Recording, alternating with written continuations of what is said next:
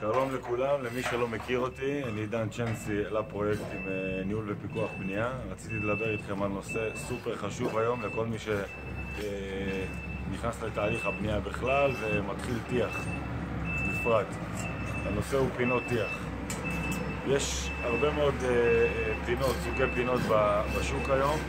הפינות השכיחות שתראו כמעט בכל מקום זה פינה מתכת, מגולבנת, פינה שקוראים לה גרמנית או דמוי גרמנית. רוב הפינות שתגיעו אליהן הן לא פינות גרמניות. ההבדל ביניהן הוא גם החוזק של הפינה, וברגע שמזמינים פינה מלאה, שלמה, היא הרבה פחות ישרה אם היא לא פינה גרמנית מקורית. והדבר השני שמאוד חשוב זה רמת גלבון. בפינה גרמנית מקורית הגלבון הוא ברמה מאוד גבוהה, וזה יעכב וישמור על הפינה לאורך זמן, שהיא לא תחליד ולא תפרק את הטיח. עכשיו, פינה גרמנית אמיתית ניתן לזהות על ידי הפי, זה פרוטקטור, זה הפינה גרמנית אמיתית. אתם רואים בבתים שלפעמים מורידים את הפלסטיק, את המגן, כדי לקבל פינה יפה וחדה. זה אסור בתכלית האיסור. זה גורם לכך שהפינה מתחמצנת מהאוויר ומפרקת את הטיט, וזה גורם לליקויי בנייה שהעלות תיקון שלהם היא הרבה מאוד כסף. עכשיו, יש פינות PVC. כל מי שמכיר אותי יודע שאצלי עובדים רק עם פינות PVC. זו פינה שגם מקלה על העבודה של הטייח, גם מקלה על העבודה של הפיקוח, ובטח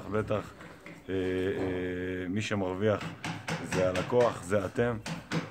זה מתבטא בכמה דברים. אחד, היא חדה, הזווית של החדה, ולא צריך להוריד את הפלסטיק כדי לקבל זווית חדה.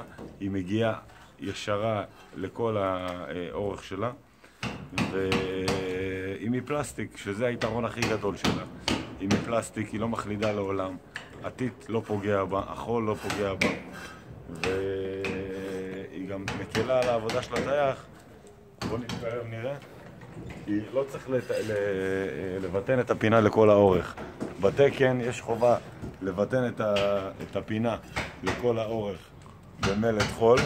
במלט חול, על מנת לחסות את כל הגלבון, שהטיט שמגיע אחר כך לפינה לא יפגע בפינה ויפרק אותה. אז תקפידו על הנקודה הזאת, תחייבו את הטייח, תרשמו את זה, תיקחו דוגמה של פינה PVC. אני אישית קונה מא' גול, אבל צריך לבדוק, יכול להיות שיש עוד בשוק פינת PVC, פינה תקנית. תנו לו דוגמה, תגידו לו שבדיוק כזה אתם רוצים, זה נקודה סופר חשובה. אז אל תשכחו, פינת PVC, אל תוותרו על זה. שיהיה לכם יום טוב.